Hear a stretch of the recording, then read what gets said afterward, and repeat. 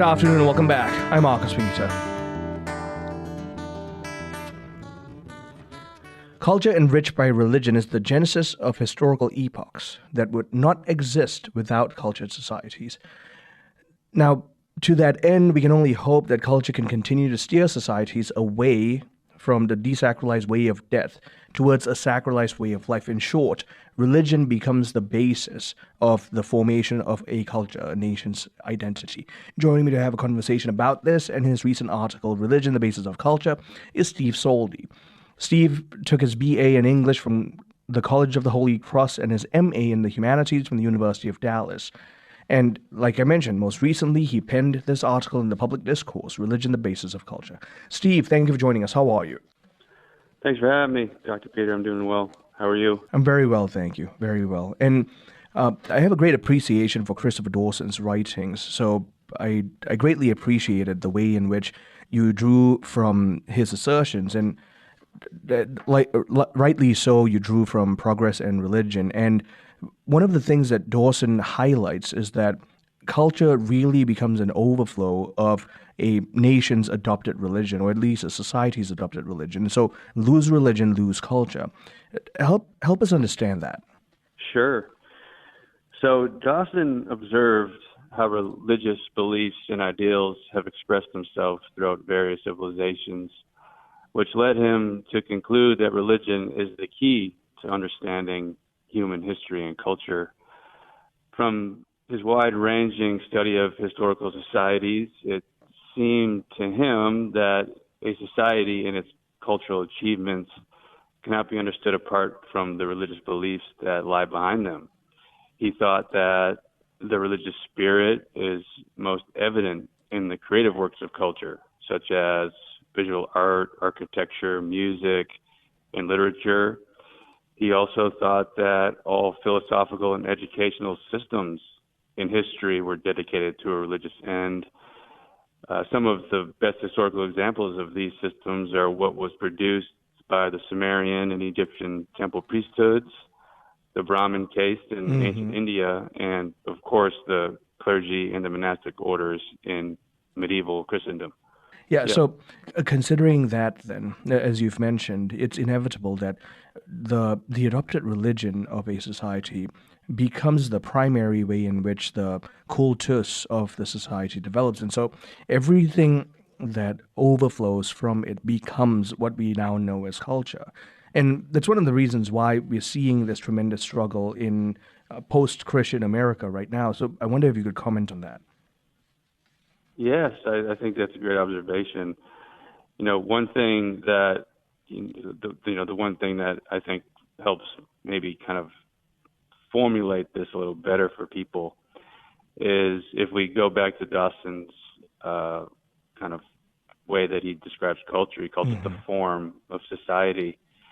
And it's a kind of a tricky term, form. Yeah. I think it's helpful to use the way in which Thomas Aquinas defines a human person to understand that term. Aquinas, as you know, follows Aristotle in defining a human person as hylomorphic, a term that derives from the Greek words hyli, meaning matter, and morphe, meaning form. In other words, a human person is a composite of form and matter, where the soul is its form and the body is its matter. I think if we relate this definition of human person to Dawson's understanding of society, I think it may help clarify some of these ideas for people and see how that relates to your point you just mentioned. Because culture is the soul of society, and the individual persons are obviously the matter. So according to Dawson, culture informs and transforms the diverse human material of which it is composed. Mm-hmm. So what logically follows is that without culture, a society would reduce to its matter. We may be seeing that today, as you mentioned, or as Dawson says, it's reduced, quote, to a crowd or a collection of individuals brought together by the needs of the moment, end quote. His argument seems to hinge on the fact that society could never be simply a collection of individuals without form. Mm-hmm. A society of individuals requires a soul to animate them, just as a human person does, and we have to look to where that soul is and if we don't have one, we obviously resort to scientism and materialism. And that's a crucial insight, because by virtue of that, we understand that when culture has a sound religious worldview, a holistic one like the Judeo-Christian worldview, then its anthropology gets right. The way it views the human person is right. And so culture is built around that. But when religion is jettisoned, especially the Christian faith is jettisoned, you will see that culture and society also denigrate the human person. You wrote about this, especially in Thomistic terminology, hylomorphism. Would you comment on that, please?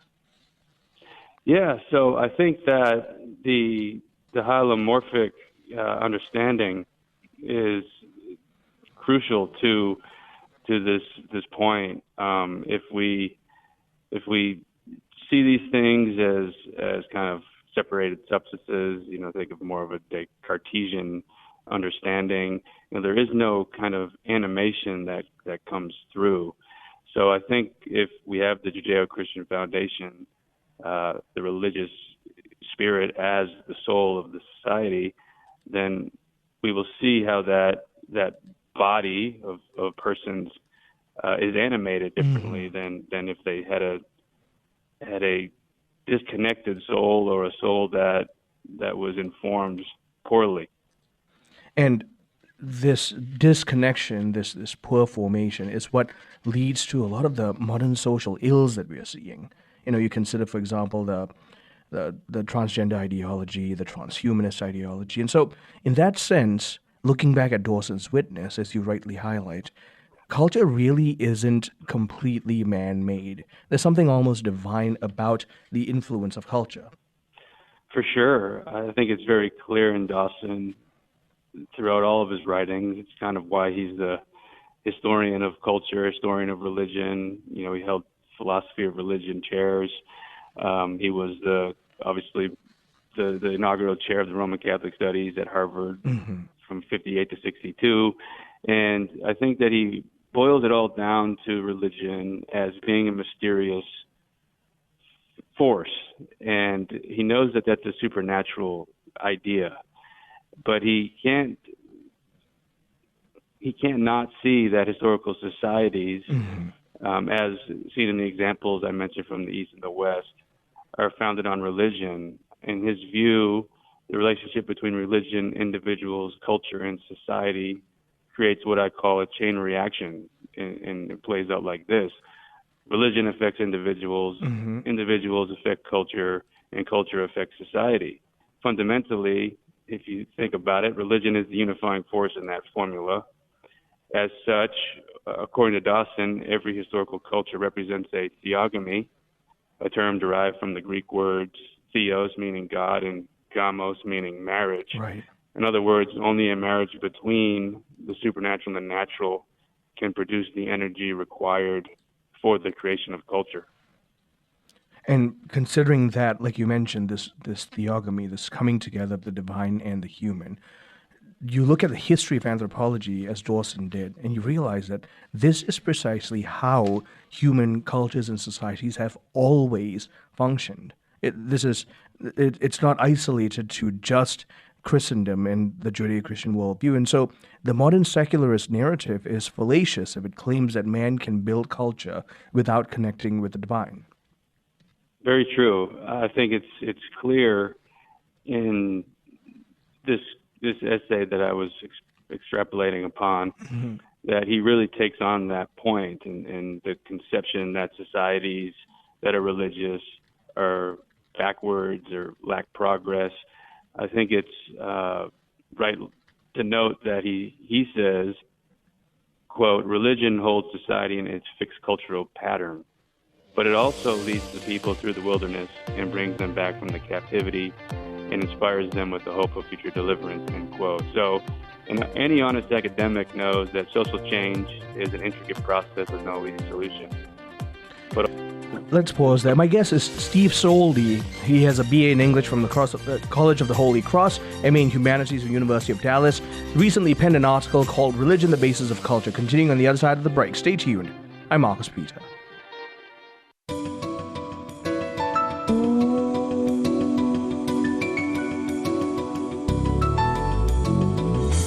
Good afternoon and welcome back. I'm Marcus Peter, talking with Steve Soldi, who recently penned an article in the public discourse called Religion, the Basis of Culture. And he's drawing from the wisdom of Christopher Dawson, particularly in his significant work, this work that I believe everyone ought to read at least once, called Progress and Religion. So, Steve, I want to pick up where we left off about this reality that man cannot build culture without being connected with the divine. So we got cut off at the end of the last segment. Let's pick up from there. For sure. I was just trying to point out that Dawson thinks that culture is intensely dynamic because of the religious spirit. And as you rightly pointed out multiple times, Dr. Peter, that it's just not in the narrative that a lot of the academics want to tell these days. But I think that any honest academic knows that social change is an extremely intricate process with no easy solution. So although the historian has difficulty identifying the relative impact of cultural factors on society, he or she cannot deny that the creative force of new religious beliefs and doctrines has a greater impact on culture than, say, new political ideas, new scientific discoveries, new technological innovations and advancements that I think a lot of the narratives tend to lean on and tend to discard the religious spirit underlying them.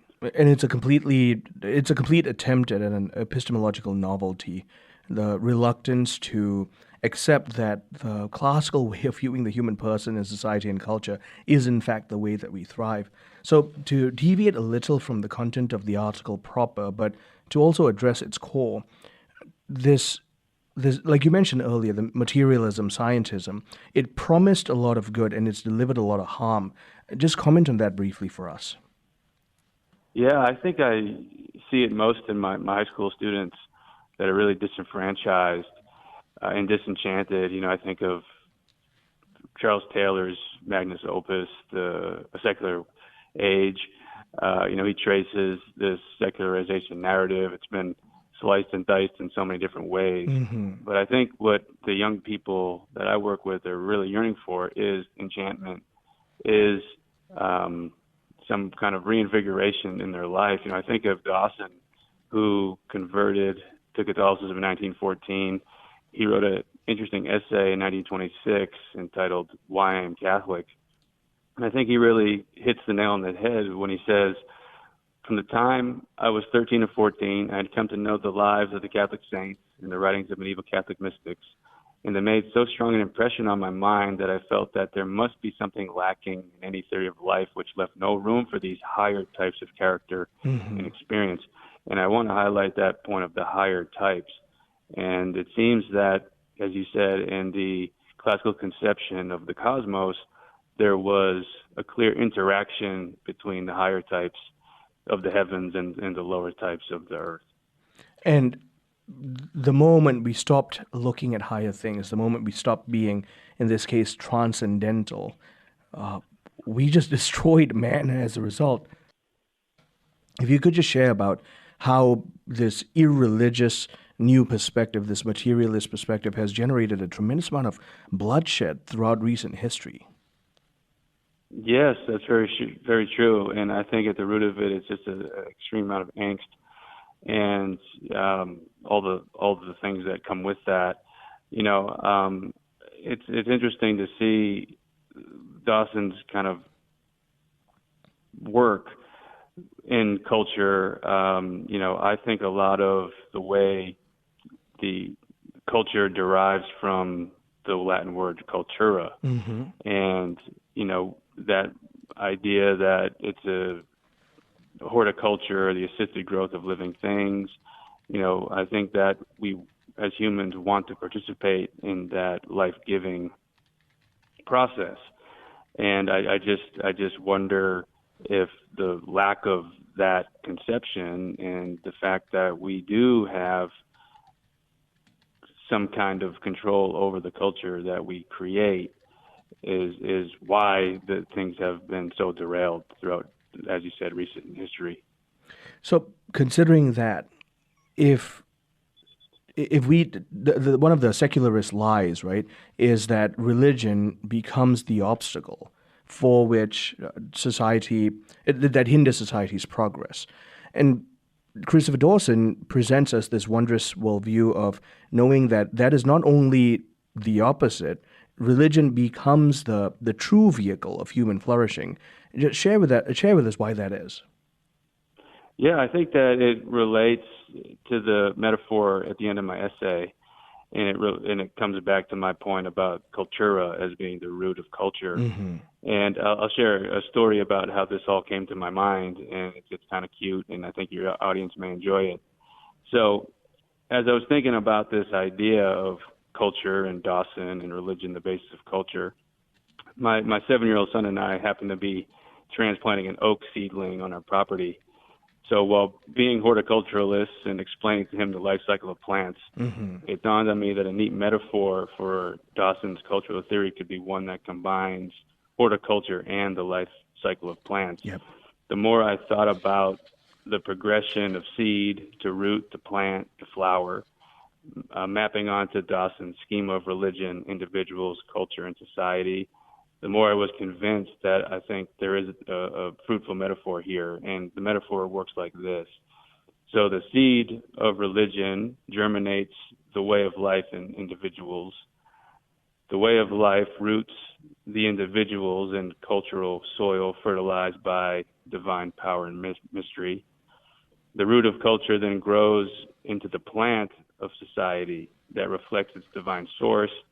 And then the plant of society finally blooms into a fruitful civilization that intelligently and constructively orders itself around a shared vertical axis, which is that higher form that we know as religion.